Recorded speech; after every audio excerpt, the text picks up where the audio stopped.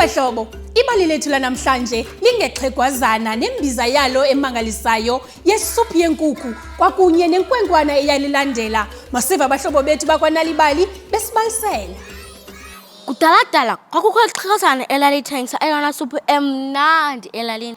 Isuphu emnandi eshushu yenkukhu. Akukho mntu awayelazi igama lexhegwazana nokuba lalihlala phi. Akukho mntu awayesazi ukuba kwakutheni yayimnandi kwaye ishushu kangaka isuphu yakhe. Bengazicinga kuzicinga izinto babathenga batye kuphela. Qho kusasa lixhegwazana lalisiya emarkeni.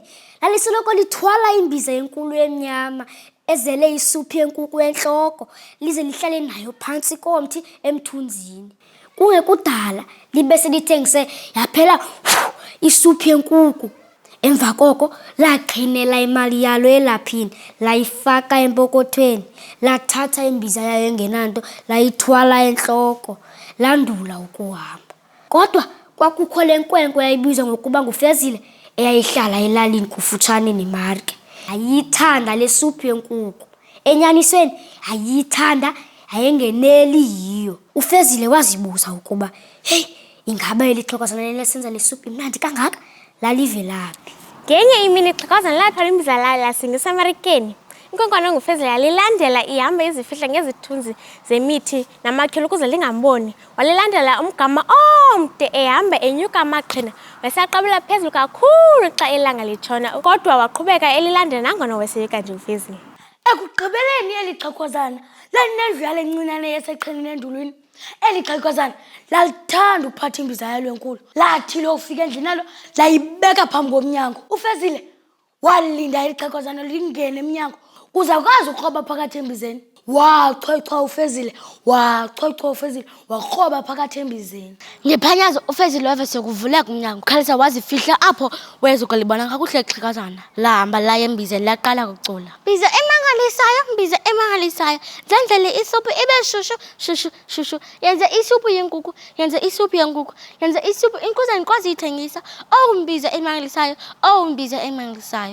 Kwangoko imbiza yazala isuphu yenkukhu levumbulala lemnani kakhulu wade waziva elambile uFezile. Lakuba libuyele endlini ixhegwazana, uFezile wachwechwa embizeni wakroba ngaphansi kwayo. Nangona imbiza yayizele qhu yisuphu eshushu, kodwa yayingenamlilo uvuthayo ngaphansi kwayo. Kufuneka ndifumane intwana yalisuphu, wathetha yedwa uFezile. Ndilambe kakhulu. Wolula isandla sakhe waze wafaka embizeni ukuze afumane iqhekeza lenkukhu. Ngephanyazo laphuma ixhegwazana labhaqa uFezile sasifake embizeni isandla sakhe.